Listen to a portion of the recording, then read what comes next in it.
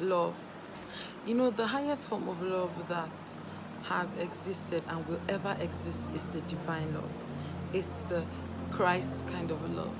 It's the love that is selfless and not selfish. It's a love that is pure. It is the purest form of love. It's not just a feeling, it's not just a word, it's not something we say when we feel like we are overwhelmed by how much someone has showed care to us and we decide to say them. Love is a person. Love is that man that came down and gave his life for you and for me. And that innocent man is Jesus. You know, the only thing that Jesus did was to restore.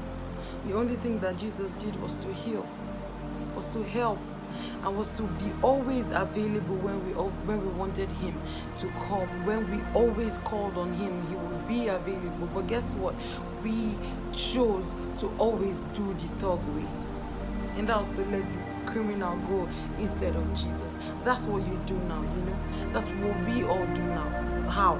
We decide, we have chosen that instead of being obsessed about this one that died for us and gave his life for us, we want to be obsessed about things that do not make sense. Instead of being addicted to this person that gave his life just for you and for me as the only reason why he could die. No, instead we choose to be addicted to drugs, to masturbation, to fornication. We choose to be addicted to things that do not even make sense, that grieve him every single time. And in the end, you cannot even stand and talk about this man to someone else. But the only reason that he did all he did was because of you and I.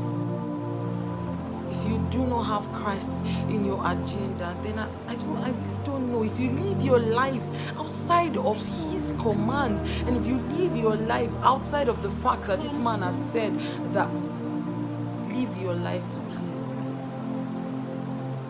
but instead you choose to do what you feel like, guess what? It is not even your life because it was paid for.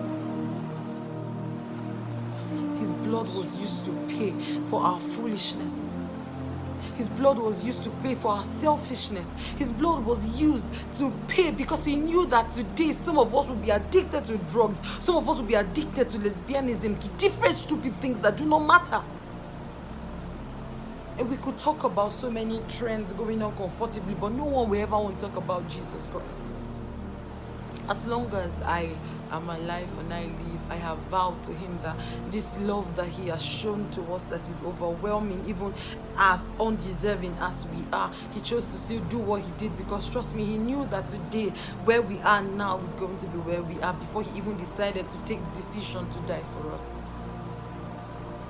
And so that is why I vowed that as long as I am alive, Jesus must strengthen my generation. As long as I am alive, it is Jesus to the world. Jesus is the true and the purest and the highest form of love that will exist and has ever existed. I say it again. So do not deceive yourself that that boy loves you just because you go to his house and he buys you ice cream and you have sex with him. Guess what? When you are not even married, that is called fornication. Paint it however you want to paint it. It's the same thing. And you think that you do not have a problem just because you are attracted to girls and it is normal because what? You are a girl and you're not having sex, no fornication. Is it pleasing to God? You know, when scripture said in 1 Corinthians that all things are lawful but not all things are expedient, it means that in all that you do, you should do it to please God. And so even if it is not wrong, does it please God? Does it edify? So why do them? If they will hurt the one that gave his life for you. It is more harder than it is saying it, I know. It is more difficult because why? You feel like you will not be able to, tag along with friends and all, and then they will see you as some old-fashioned, because let them see you as old-fashioned because you are preaching Jesus. And if you are on with me on this one, I really hope that you are with me on this one. Let Jesus strengthen our generation. Start small. It is never easy. But guess what? It is never late either. He's always there. That's the beautiful part of this kind of love that I speak about. He's always available. He's always just waiting. Even when in our flaws and we mess up and we do so many things, even when we walk away from his decisions and we walk out of his will because we think that ours is better and we make mistakes and we come back, he's always there waiting for us. So it's never too late, I tell you. It's never too late. You could just turn now and find Jesus. You could just turn now and find this one that gave up all that he had because of you and because of me.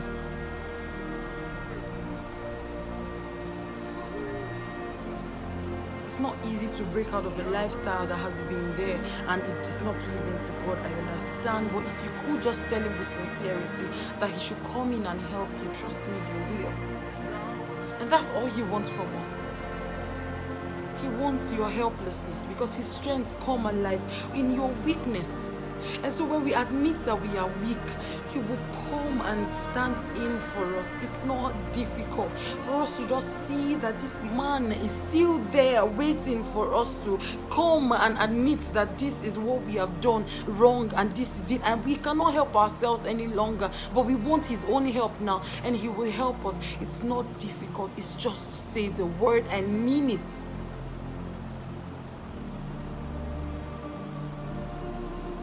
What plus have you brought to the body of Christ? What plus can he look on you and smile? Can he look at you and smile?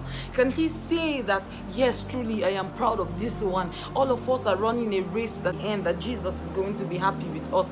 But I love that you decide now before it is too late and understand that there is no time. I know we all do not like to hear so much about God because we feel like it is overrated. But guess what? It is even underrated. We cannot speak about God enough, but I love that you see that time is fast spent already. You are 22 or 23 years old. You are even 10 years old and you've lived all your life in some mistake. Some of us have been in relationships that are worth 7 years and it's still making us masturbate and do things that are not pleasing to God, and we decide to stay. Why not decide to walk away? Like the sound of your feet walking away from these things that are unpleasing to God, and he'll be proud and say, yes, this one truly is my own. He accepts you the way you are. He accepts you with your mistake. All you need to do is in sincerity ask him to help you, and he'll be there for you. I really hope that this message makes sense to someone and you will decide that Jesus will trend. Join me and let us trend Jesus in our generation. It is not just by trending him and thinking you post him on Twitter, on Instagram, or on Facebook. No, we will live the life that preach Jesus and Jesus alone.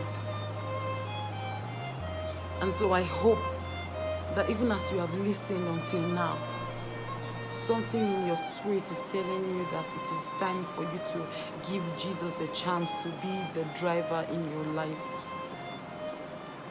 Say those words and he's always there to listen. God bless you.